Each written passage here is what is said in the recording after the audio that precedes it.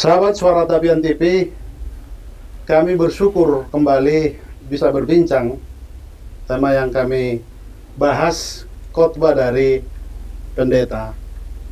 Kami tadi dengar khotbah dari pendeta Maulinus Siregar. Hari ini dari Yohanes 1 ayat 1 dan 2 tadi, kita ingin mendengar latar belakang itu. Karena kita tahu penulisnya Yohanes. Yohanes itu murid Yesus yang sangat luar biasa. Dialah murid yang sangat memahami hubungan dan kemampuan manusia itu punya kelemahan. Tanpa Tuhan, tanpa Kristus, manusia akan lemah. Dia menyoroti soal dosa, dan Yohanes adalah sosok penulis dan murid Yesus yang mati yang terakhir. Saya kira itu latar belakang dari kami, Amang. Barangkali Amang Pendeta menjelaskan latar belakang khotbah itu. Ya, jadi persis seperti yang Amang singgung tadi ya, bahwa penulis Yohanes ingin mengangkat sebuah potret hidup kita ya, termasuk pengorbanan Yesus. Tentu itu adalah karena rekayasa manusia ya, rekayasa dosa, dan manusia yang hidup dalam kebencian ya, dalam permusuhan, sehingga penyaliban Yesus itu terjadi. Ya, meskipun secara teologis tentu kita mengimani dengan sungguh-sungguh adalah rencana ilahi untuk menyelamatkan kehidupan kita. Tapi dari konteks yang mengitari teks kita itu, tentu tidak dapat kita lepaskan dari berbagai perkembangan bidat-bidat ya di tengah-tengah persekutuan Kristen. Yohanes tentu punya kepentingan yang kuat untuk tetap merawat iman percaya jemaat kepada Kristus Yesus. Karena memang dosa adalah sumber penyebab rusaknya manusia. Dan tentu sekali dalam teks itu jawaban atas kehidupan yang baru adalah membangun identitas Kristen itu dari karakter Kristus ya. Sebagaimana ditampilkan dalam nats itu, arti pengorbanan Yesus sesungguhnya bukan untuk sebuah tindakan yang hanya bersifat herois. Lebih daripada itu mengingatkan bahwa dosa itulah penyebab seringkali terjadinya penghancuran dalam kehidupan manusia, terutama orang-orang Farisi khususnya ya, dengan ahli-ahli Taurat yang dirasuki oleh kebencian ya, itu yang kemudian semakin menguatkan gerakan persekongkolan mereka dengan pihak penguasa. Penguasa sendiri dalam teks-teks di Injil itu, di sinoptik, tidak memiliki satu keyakinan yang kuat bahwa mereka perlu melanjutkan drama penghukuman atau penyaliban Yesus ini. Tapi orang-orang Farisi yang dirasuki oleh fanatisme agama yang berlebihan, nah itu justru membakar dan menumpulkan kesadaran iman mereka untuk sebuah tindakan seperti itu. Jadi menurut saya khotbah ini sungguh-sungguh menghantar kita memasuki minggu quasi-monogeniti setelah kebangkitan itu, bahwa genitas kita itu harus bertumbuh dalam susu, yaitu firman Tuhan yang akan menghidupi kita, dan itulah semata-mata kekuatan yang dapat membangun karakter kita yang baru di dalam Tuhan. Menarik Pak Pendeta. Kami ingin tanya juga, ini dari mewakili kaum awam, jemaat HKBP khususnya. Kita tahu memang Kristus menyelamatkan kita. Ketika kita yakin Dia lahir, mati, dan bangkit untuk kita, itulah menjadi jalan keselamatan. Jadi tidak ada usaha manusia. Martin Luther berkata, hidup adalah anugerah, bahwa kita bisa diampuni dosanya bukan karena usaha dan kemampuan manusia. Kita butuh pengampunan itu. Tapi pertanyaannya begini, banyak kaum awam di HKBP juga bertanya, kalau kita sudah diampuni Tuhan, kenapa dalam liturgi kita, doksologi kita itu setiap minggu selalu dibuat berulang-ulang ada pengucapan pengampunan dosa?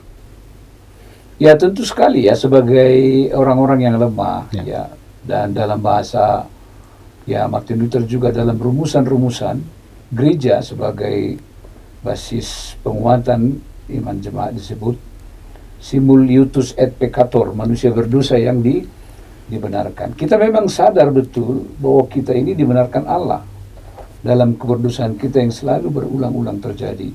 di tengah-tengah kehidupan kita. Barangkali untuk sedikit menolong kita lebih meluaskan pengertian tentang ini, dalam doa kita juga kan selalu kita mohon kepada Tuhan supaya kita tidak dibawa dalam pencobaan. Ya. Karena cobaan dalam hidup kita itu selalu ada. Ya. Katakan saja misalnya, saya yang tadi sudah berniat untuk melakukan kebaikan kepada seseorang, tiba-tiba ada naluri liar yang datang, tiba-tiba akhirnya itu kemudian menutup kebaikan saya kepada orang lain. Dan bukankah seringkali terjadi seperti itu? Dan sebagai orang yang hidup dengan dua karakter bersamaan dalam pribadi kita masing-masing, yaitu kebaikan dan keburukan itu, ya kita mempercayai bahwa memang kita harus memerlukan pengampunan dosa itu. Anugerah Tuhan itu tetap kita perlukan dalam membangun karakter Kristus itu di dalam kehidupan kita. Karena roh ini memang penurut ya. Ya. Daging itu memang lemah ya. Jadi itu seringkali membuat kita harus memohon kekuatan dan pengampunan dari Tuhan. Karena watak kita pribadi tidak selalu hadir dengan kebaikan itu. Karena iblis itu juga kan datang juga dengan segala strateginya. Jadi iblis juga ikut juga bersinode, bukan hanya pendeta bersinode. Mereka juga terus bersinode, mengevaluasi, menganalisis apa langkah-langkah yang perlu. Jadi kalau di gereja itu memang sedikit, bisa aja ngangguk-ngangguk ruas itu sekarang. Kalau dulu kan langsung mengantuk aja di bawah iblis. Kalau sekarang dia mengangguk, pendeta itu makin semangat, dipikir khotbahnya itu Didengar. dia ngaruh di jemaat, padahal yang lain yang dipikir ya. Ya. Tadi kami dengar juga apa yang Amang Pendeta jelaskan soal hubungan karakter, kebiasaan, dan menjadi watak seseorang itu. Menarik juga disinggung juga soal gen tadi ya, DNA. Saya teringat karena Amang Pendeta pernah melayani di Amerika dan Jerman. Ada satu tokoh yang saya ingat, saya baca biografinya, Adolf Hitler. Saya sebutkan itu. Dia kemudian menjadi satu tokoh yang sangat harus dibicarakan di dunia ini, kebencian dia dengan orang Yahudi. Ternyata kalau kita pelajari biografinya, sejak kecil dia sudah ada kebencian gitu. Ada satu hal-hal yang tidak bisa sembuh dari memori atau batin dia. Hubungannya dengan kesembuhan atau pengampunan itu. Bagaimana kita tadi gen Kristus itu harus hadir? Apa yang harus kita lakukan untuk kesembuhan, tidak ada kebencian itu? Ya justru itu sebenarnya ya, perangai kita itu dibentuk oleh firman Tuhan itu tadi ya. Itulah yang menyuburkan ya, itulah yang terus merawat kebaikan itu hari dalam hidup kita. Misalnya pengalaman yang Amang singgung tadi, misalnya Hitler, dia hidup dalam kebencian itu, dan firman Tuhan itu tidak mewarnai kehidupannya, sehingga dia membiarkan kebencian itu membakar ya kehidupannya setiap hari. Kalau kita kan misalnya ada saat-saat tertentu kita mungkin membenci seorang, tapi ketika kita merenungkan firman Tuhan, ya itu meredakan lah, kira-kira seperti itu. Itu kemudian mengerem segala kebiasaan-kebiasaan buruk dalam kehidupan kita. Ada semacam ya, saya singgung tadi, misalnya imperatif moral ya. Perintah moral itu seperti sesuatu kekuatan yang menenangkan ya. Dalam cerita-cerita misalnya seperti Hitler ini ya, Saddam Hussein juga setelah diteliti, ditelusuri ya riwayat hidupnya, memang mereka adalah sosok-sosok yang dididik dalam kekerasan dan berbagai bentuk represi yang membuat mereka bertumbuh menjadi seorang watak yang kemudian sadis ya, kemudian membentuk diri mereka menjadi kejam. Tapi mereka yang dididik dalam pribadi Kristus itu dan bertumbuh sejak kecil dalam karakter Kristus yang membentuk mereka menjadi pribadi-pribadi yang dapat menghadirkan kebaikan Allah itu dalam kehidupan mereka sehari-hari ya. Saya pikir itu salah satu kunci bagi pembaruan hidup manusia ya, termasuk juga gereja ya. Kami pendeta ini pun jangan-jangan nggak karakter Kristus lagi misalnya, ini juga perlu diperhatikan supaya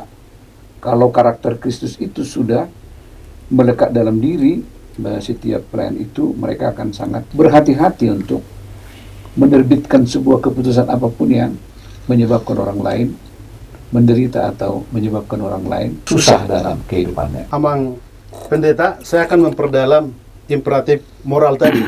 Karena di sini ada dua situa, Amang dan Inang nanti dan juga pendeta Manurung, satu lagi pertanyaan nanti sebelum saya minta mereka tanggapi imperatif moral tadi.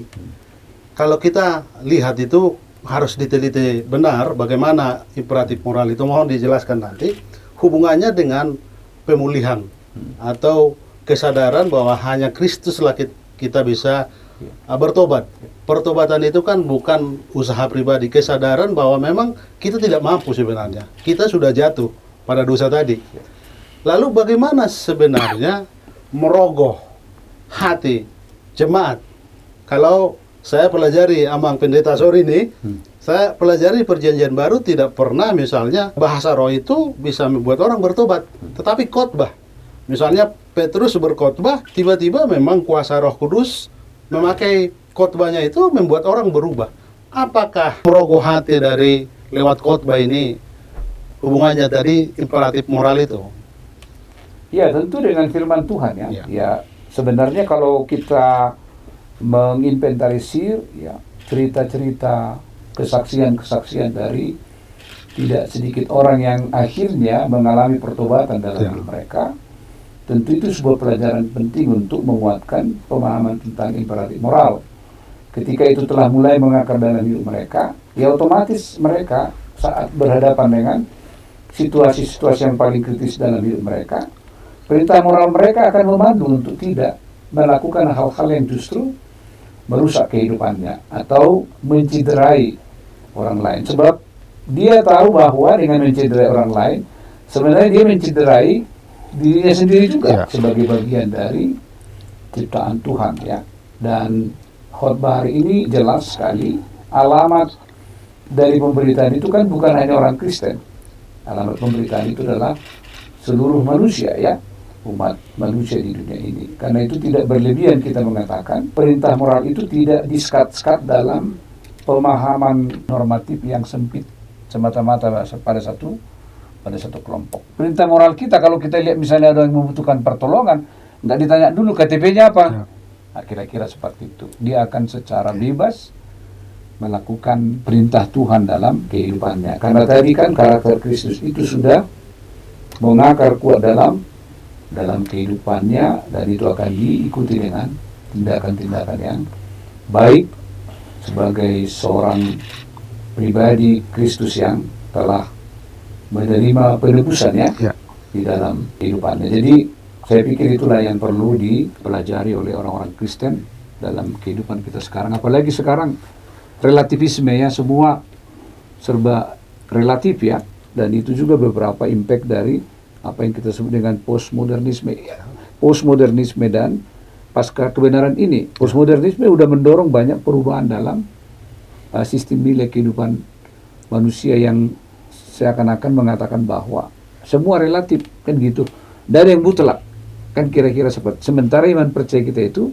sesuatu yang mutlak dalam dirinya, tapi dalam praktek harus terus-menerus dikembangkan dengan baik supaya kita menemukan sebuah jawaban yang otentik, yang aktual dalam kehidupan manusia. Tidak bisa hanya mengulang-ulang, dulu gini, tidak seperti itu. Memang Tuhan itu mutlak, tapi ajaran-ajaran itu perlu terus dibarui dan diaktualkan dalam konteks kehidupan manusia yang terus juga berubah. Baik, Amang Pendeta, saya akan bertanya ke Amang Situan. Kami dengar dokter ya, Amang, kita tentu diberi Tuhan berbeda dengan makhluk yang lain. Kita diberi kehendak bebas.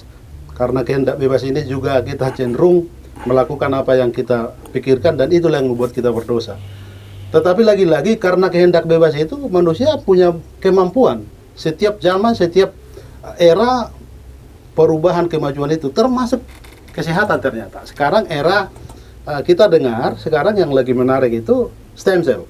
Jadi dari teknologi kesehatan itu orang bisa menambahkan umurnya.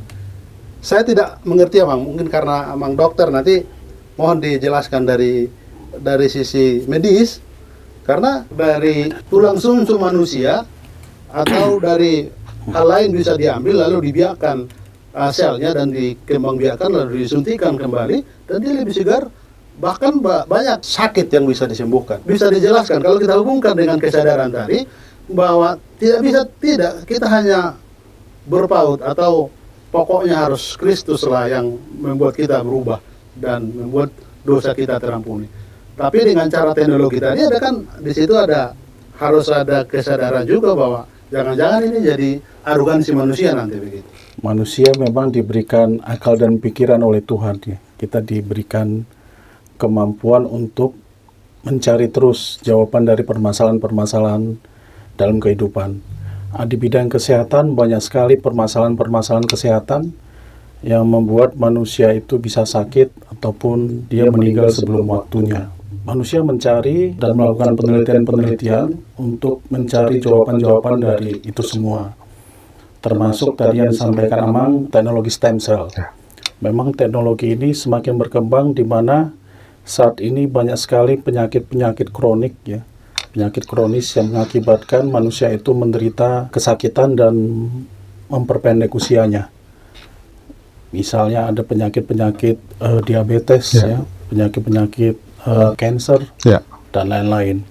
Teknologi stem cell ini tentunya memberikan sedikit harapan bagi penderita-penderita penyakit kronis tersebut ya, untuk mendapatkan kualitas hidup yang lebih baik. Namun tentunya apapun kemajuan teknologi itu tentu diiringi dengan pengetahuan dan budi pekerti kita bagaimana Tuhan berkehendak terhadap kita. Ya. Jadi kita melihat ada kuasa Tuhan yang memang bekerja untuk kita untuk memberikan kita jalan kehidupan yang lebih baik. Jadi dalam melakukan penelitian-penelitian itu tetap dikedepankan bagaimana kita dengan etika gitu ya, dengan berserah kepada kekuasaan mutlak dari Tuhan ya. Bahwasanya teknologi-teknologi itu perlu melihat pertimbangan-pertimbangan tersebut hanya untuk pertimbangan kemanusiaan. Seperti itu Amang yang kita lihat. Baik, menarik Amang. Saya akan bertanya ke Inang sebagai situa. Tadi juga Marageda Inang ya? Apa yang Inang dapatkan dari khotbah tadi? Tadi saya Marageda dan apa yang boleh saya pelajari dari firman yang boleh disampaikan sama Amang Pendeta Siregar tadi adalah gen kita untuk memiliki karakter seperti Kristus. Apalagi di tengah-tengah berkembangnya zaman, di tengah berkembangnya ilmu pengetahuan, teknologi, media sosial yang berkembang pesat, bagaimana kita sebagai pribadi untuk kuat memiliki karakter Kristus. Dan yang bisa saya pelajari dari firman tadi adalah bagaimana caranya adalah untuk saya selalu bergantung sama Tuhan. Kita bergantung sama Tuhan dengan kita setiap hari kita berdoa. Setiap hari kita membaca firman Tuhan. Karena dengan begitu banyaknya kesibukan yang kita lakukan, iblis bisa saja mengancam, bisa saja hadir di mana saja. Tetapi kalau kita sudah memiliki karakter Kristus, dari dasar, dari rumah kita sudah berdoa, membaca firman, kita beribadah, apapun yang terjadi di dalam kehidupan kita, di dalam bersosialisasi, di dalam pekerjaan kita, dimanapun kita berada, di dalam hidup rukun dengan tetangga, kita bisa lalui itu semua. Demikian yang bisa saya ambil kesimpulannya.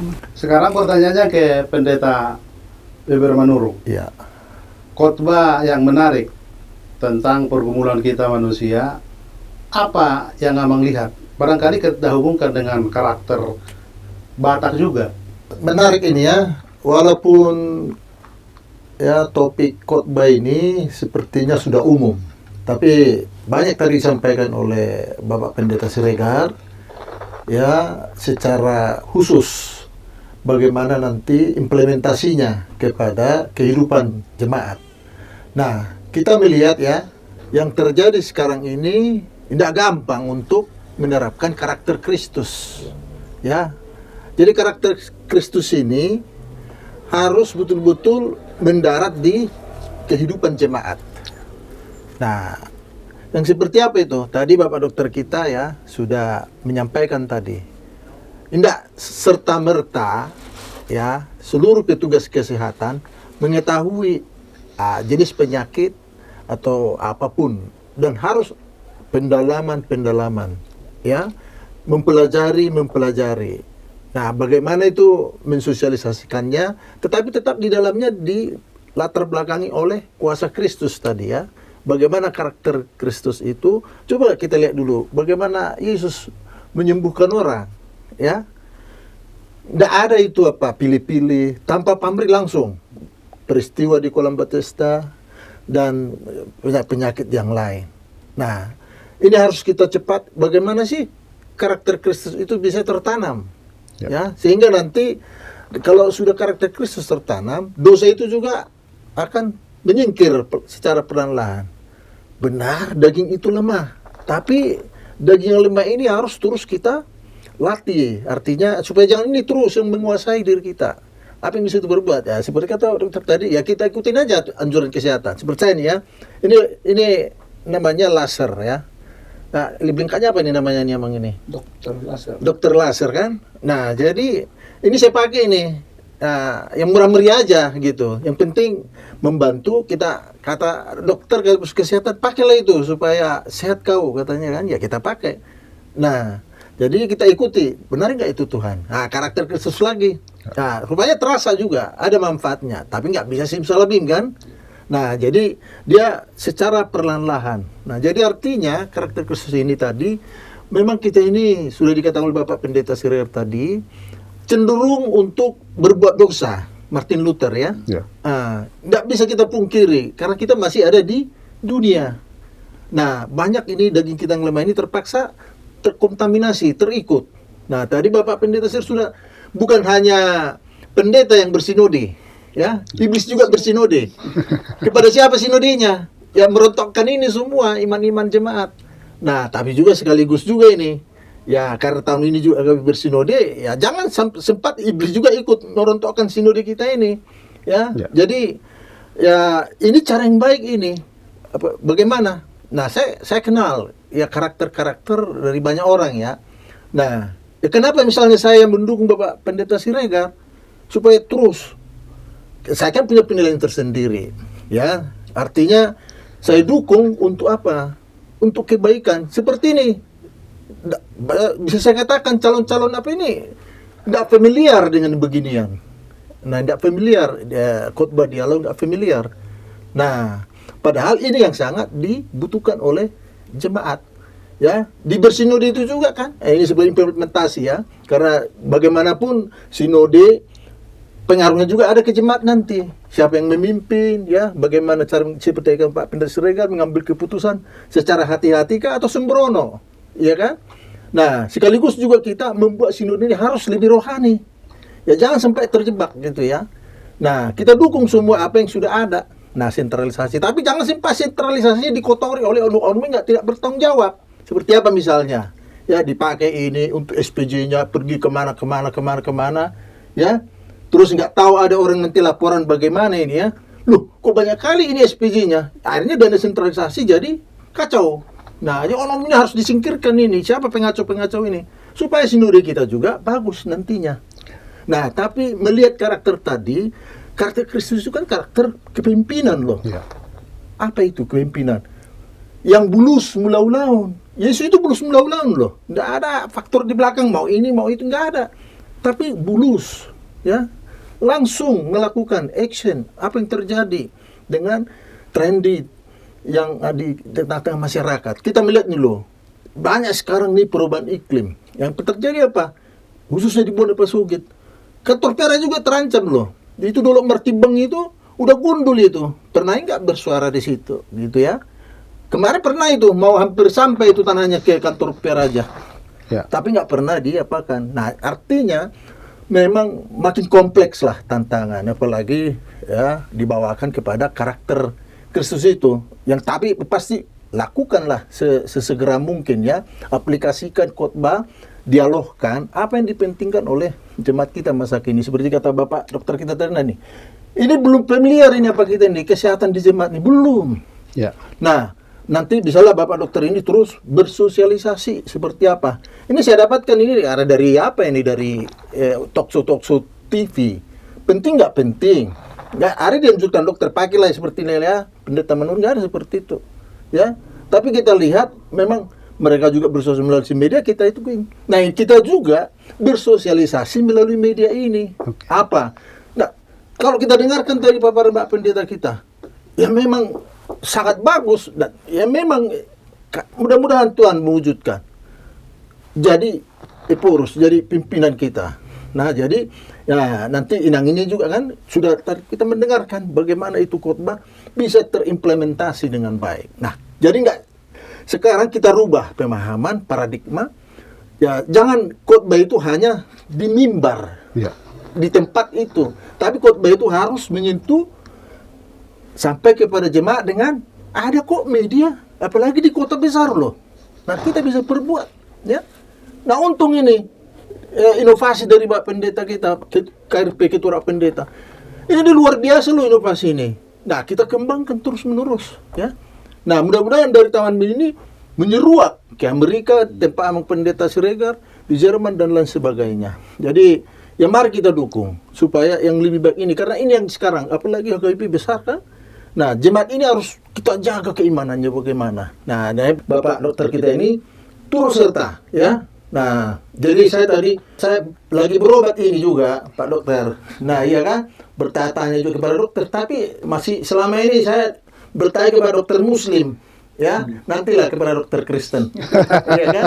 Nah, jadi ada saya berobat tentang ginjal, tapi udah mulai, cuman ya kekurangan pahaman, kekurang pengetahuan, jadi akhirnya kita sulit. Padahal ada yang cepat sekarang, ya, ada yang cepat. Jadi begitu Pak Marbun.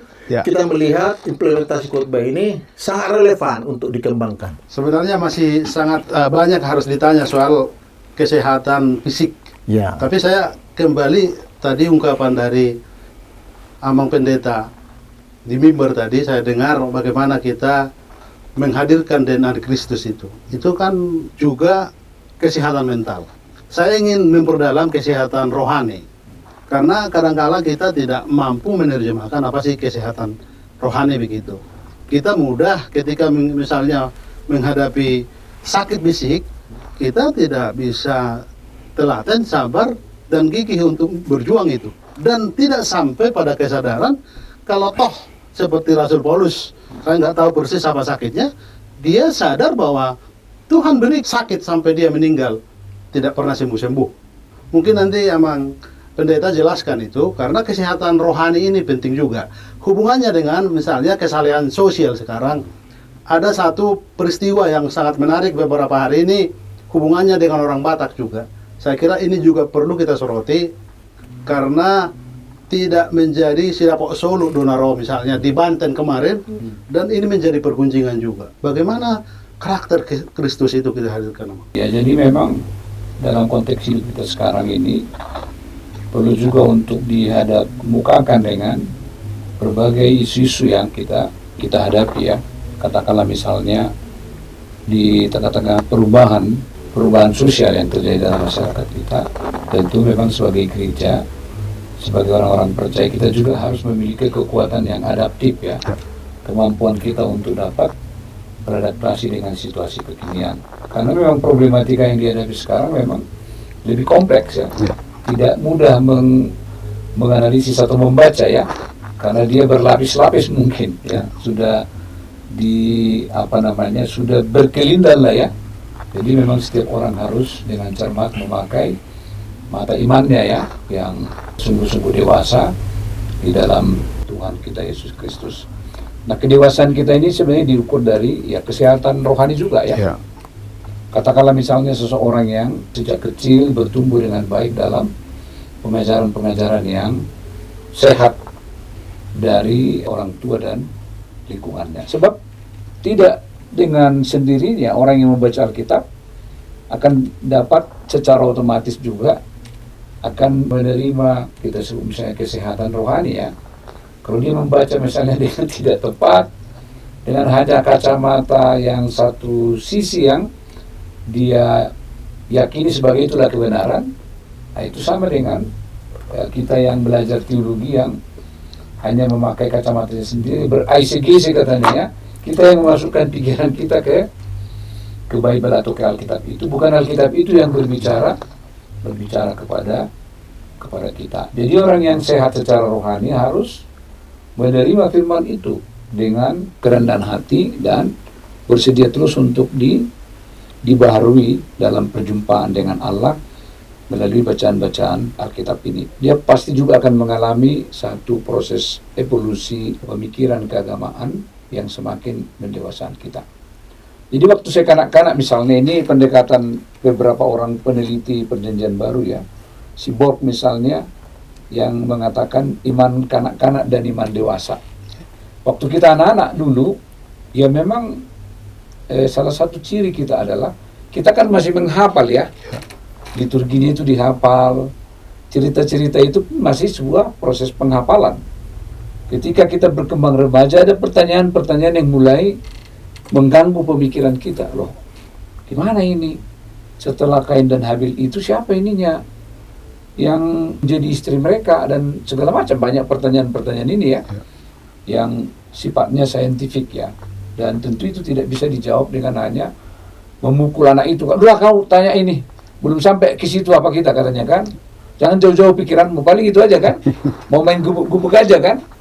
Nah tapi setelah makin dewasa ini pertanyaan juga makin kritis. Misalnya orang-orang yang sudah mulai berpikir secara analitis bertanya, kalau Tuhan itu memang adalah sumber iman bagi semua agama-agama, kok kekerasan ini selalu dihadapi atas nama agama di mana-mana?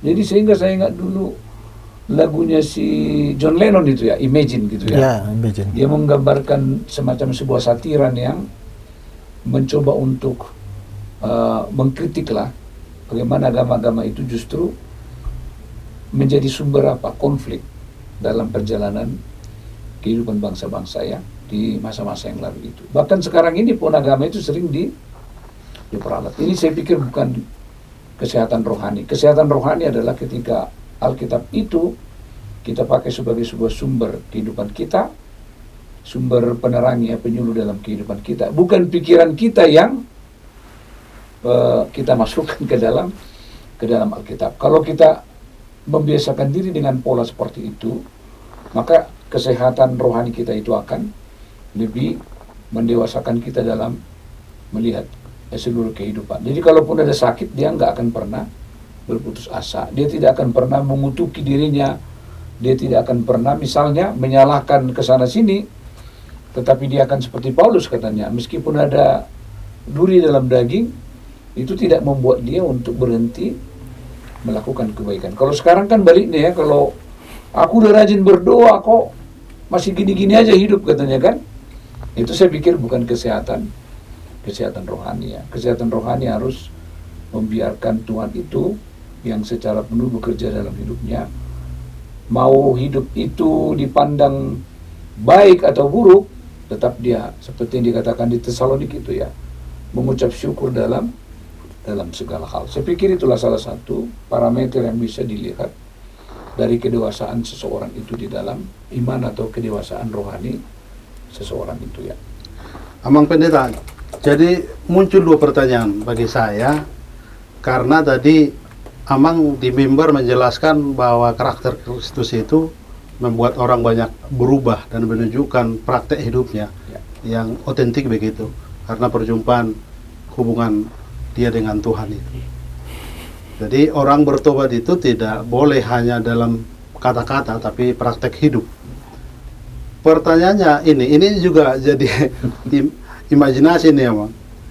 Kalau demikian, kita ingat bahwa ada dua orang di sisi Yesus kiri dan kanan yang waktu disalib itu, satu yang di situ juga dia minta pengampunan pada Tuhan, dan di situ juga Yesus berkata, hari ini juga engkau bersama saya di Firdaus. Itu artinya kan pertobatan di hari itu juga dan diselamatkan. Kita sadar bahwa kita diselamatkan, kita bertobat itu karena kasih karunia tadi. Lalu hubungannya dengan praktek hidup tadi, ketika kita berjumpa dengan Tuhan, kita berubah, kita bisa ungkapan, selalu saya dengar juga, termasuk dari Amang Pendeta, bahwa khotbahkan hidupmu juga khotbahmu begitu. Tapi kan itu bukan hanya untuk pendeta. Setiap orang-orang yang sudah mengaku berjumpa dengan Kristus, termasuk jemaat awam pun sekalipun, dokter juga harus berkhotbah sebagai dokter begitu. wartawan juga harus berkhotbah sebagai wartawan begitu. Guru musik misalnya juga harus berkhotbah sebagai guru musik. Bagaimana kita melakukan ini, Pak Pendeta? Iya, tentu sekali yang salah satu tadi sudah singgung Abang ya, kesalahan sosial itu, karena kesalahan yang hanya sifatnya personal ya, itu belum tentu dapat teruji dalam kehidupan. Misalnya katakanlah perintah untuk melakukan kebaikan, itu harus diuji dalam kehidupan sehari-hari ya, dalam realitas dan dalam interaksi bersama dengan yang lain. Misalnya perintah, kalau kamu punya 2, kasih 1. Di kita kalangan pendeta ini sering jadi sebuah lelucon sebenarnya. Kalau khotbah itu ke jemaat cepat sekali kan. Ketika anak pendeta itu menerima seseorang yang menginginkan sesuatu yang dimiliki oleh ayahnya 2, kebetulan ada jasnya 2 dikasih 1. Waktu orang tuanya dia pulang nanya jasnya kemana? Tadi udah kasih, ada yang Butuh. orang yang miskin, jadi saya kasih Pak. Loh, ya kan Bapak yang khotbahkan. Kalau ada sama kamu 2, ya kasus 1 kawanmu katanya kan. Iya. Jadi ini menjadi sebuah kelucuan ya. Memang kami pendeta ini jujur ya, karena ini dialog terbuka. Memang kami pendeta ini sering masih sangat genit lah membicarakan tentang kebaikan ini, tapi acap juga sangat sulit untuk mempraktekkan ya. Jadi jemaat sekarang bisa melihat bagaimana kami pendeta ini hidup sekarang di gereja HKBP secara khusus, karena itu yang bisa saya ceritakan. Memang perlu melakukan pertobatan. Kalau kita senang orang lain susah, udah ada yang salah. Dan pendeta kan hidup di ruang kaca. Itulah saya bilang tadi Amang. Ya. Karena maksud tentang kesalahan sosial ini memang perlu dibuktikan dengan tanda-tanda karakter Kristus itu telah hadir dalam kehidupan setiap para pelayan itu. Bayangin misalnya kalau ada, ini pengalaman kita, ya saya, karena ini sebuah dialog, ada juga pengalaman kita dalam lingkungan bergereja, ketika seorang misalnya pendeta tertentu akan mengganti pendeta di gereja yang lain, ini sudah membuat berita-berita yang mengerikan di sini. Itu enggak bagus itu pendeta itu nanti, supaya dia masuk ke sini tidak nyaman lah kira-kira seperti itu. Ini kan perilaku yang seperti ini masih terjadi. Apa yang saya jangan-jangan khawatir, karakter Kristus itu masih belum melekat. Makanya saya bilang ya, kami pendeta juga sekarang harus bertobat dalam konteks kehidupan, terutama sekarang dalam program sentralisasi gereja ya. Ya kalau ditilik masing-masing, ya kita mungkin perlu juga sedikit agak curiga, jangan-jangan kalau program sentralisasi ini yang paling banyak yang agak ragu, jangan-jangan pendeta kan? Iya. Ya karena dari dulu ini, karena bapak saya selalu ingat cerita, kota itu memang halangi sentralisasi. Kenapa? Di kota mereka kan banyak sumber income lain yang tidak bisa dimonitor secara gereja misalnya kan.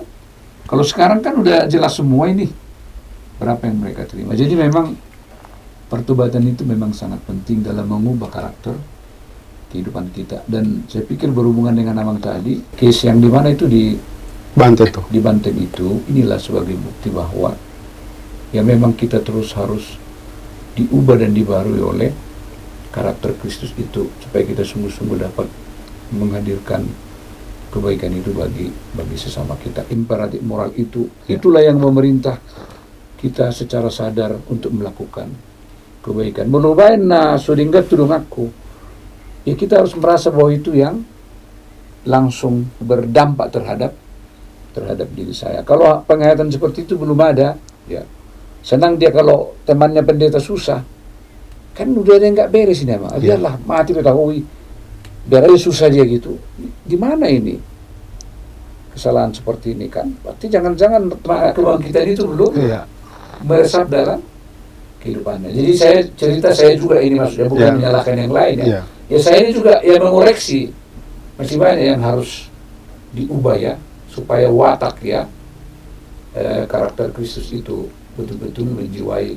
Artinya genitas kita itu memang harus dalam semangat kebangkitan Yesus itu, Kristuslah yang harus terpatri dalam hidup kita untuk mengubah ya sikap dan tindakan kita dalam kehidupan sehari-hari. Oke, Pendeta menurun. Bisa ditambahkan pembicaraan kita dan dicerahkan. Kita hanya menguatkan saja ya. Yang pasti kita manusia ini tidak luput dari dosa, ya, tidak luput dari kekurangan.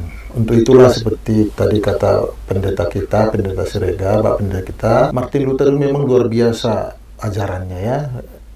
Istilah-istilah dia simul justus et peccator. Walaupun kita berdosa, tapi kalau sudah karakter Kristus, ya, ajaran Yesus menyatu dalam diri kita, pasti kita akan ada selalu introspeksi, ya, akan ada selalu ya apa yang sudah saya perbuat dan apa yang harus saya perbuat lagi untuk yang terbaik, ya, dalam kehidupan sehari-hari. Nah ini nih bagi jemaat ini sangat penting sekali, ya, dalam perilaku kehidupan sehari-hari itu ternyata ya banyak yang menghalangi dari dia tidak menyadari, ya, ini yang salah ini terus berlanjut. Nah itulah yang menghambat berkat-berkat bagi dia. Nah kalau ini cepat disadari pasti ada penyadaran diri. Nah ya jadi artinya memang kalau kita perbandingkan ya, banyak gereja-gereja melakukan berbagai macam pelayanan terbaru ya. Bisa saya pastikan ini nggak banyak seperti ini gereja-gereja. Jangankan di PGI ya, HKBP juga ya boleh dihitung dengan jari. Karena kebutuhan ini sangat-sangat mendesak bagi jemaat. Tolong diberikan sedikit waktu lah. Nggak banyak kok, paling sekali seminggu kan? Ya, sekali seminggu kok. Khotbah di Langgatan. Kemudian ada yang namanya bagaimana jemaat kan pada bingung juga bagaimana melakukannya. Nah dengan yang seperti ini kita berdialog, mereka mendapat tuntunan, tambahan tuntunan. Oh begini ya implementasinya seperti ini ya, ya dari segala bidang. Ada dari kesehatan, nanti ada juga bidang-bidang yang lain yang bisa membantu, ya, membantu mereka dalam kehidupan sehari-hari. Nah inilah tugas besar gereja. Dan itu yang saya katakan, saya yakinkan, mudah-mudahan, karena kan dari sejak kecil sudah ada Bapak Pendeta kita, KRP kita, Ketua Pendeta, bersama dengan orang tua pendeta. Jadi sudah lebih tahulah, memahami, dan akhirnya nanti setiap kebijakan yang diluncurkan itu akan lebih berpihak kepada keimanan, pertumbuhan iman. Nah, saya 2 kali konstan bareng ya, dengan Bapak Penyembah Yesus kemarin di sini di Godang, ya, di Marturia. Saya selalu katakan, mari kita bertransformasi diri. Mari kita menunjukkan ini udah zamannya. Karena luar biasa cepat ini teknologi merubah semua paradigma, merubah semua pemahaman. Nah, saya yakin nanti ya, baik dari Suara Tapian ya, itu nanti sangat besar nanti ya pengaruhnya ke depan untuk jemaat dan didukung oleh ya Bapak Ibu yang dari Taman Mini. Dan saya yakin berkat ini pertama sekali ya diterima khusus ini jemaat AKBP Taman Mini ini. Nah, tapi bisa lebih hebat lagi, disebarluaskan, jangan cuma sama Bapak dokter kita ini, jangan cuma sama ibu ini, ibu sintua kita ini. Nah, disebarluaskan. Nah, akhirnya mereka, oh, ini loh solusi kehidupan begitu ya. Nah, jadi kita yakin ya, dan kita juga doakan ya, sinodologi kita ini harus dari berkarakter rohani, berkarakter Kristus ya. Sudah disinggung tadi, semua kita pendukung ini sentralisasi yang baik. Tapi kita cegah tadi ya, orang-orang memakai, ada aja iblis. Kan si iblis itu kan bersinode, berapat dia. Bagaimana kita hancurkan sentralisasi ini? Siapa mulainya? Ya bisa saja dari, ini dia, siapa oknum ini? Ya, kita bukan seperti itu. Mohon maaf nih, ya, memang ada sosialisasi kepribadian ya, siapa calon-calon pimpinan. Ya, tapi jangan ya sosialisasinya ini menyimpangkan, membawa orang rugi, ya kan?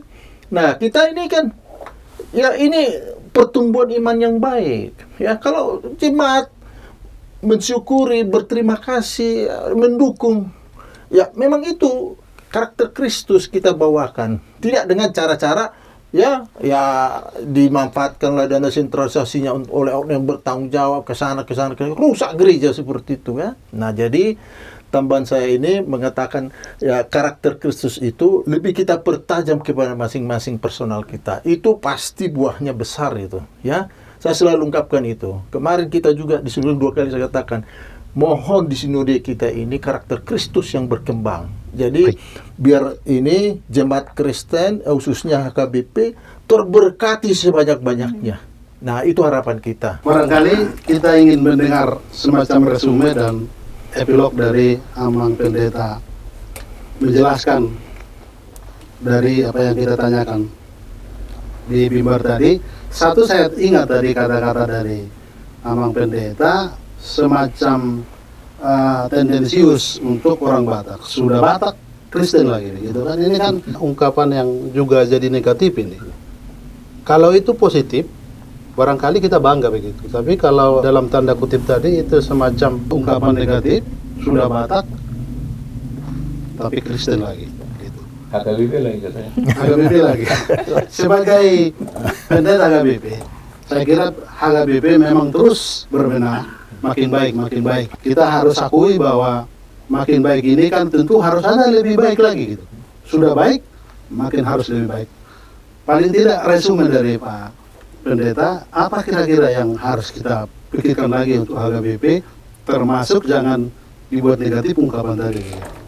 Iya, jadi tanggapan terhadap ungkapan itu, Iya. kalau itu memang sudah belasan tahun saya ubahkan itu sesuatu yang memberikan motivasi kepada generasi muda, supaya mereka nggak berhenti dengan sebuah momok ya, yang sering mengurangi semangat ya, antusiasme dari generasi muda misalnya dalam mengejar sebuah posisi yang sangat prestisius dalam kehidupan kita di tengah-tengah negara ini, apakah di pemerintah atau juga di swasta. Jangan kalah kita dengan pernyataan seperti itu ya.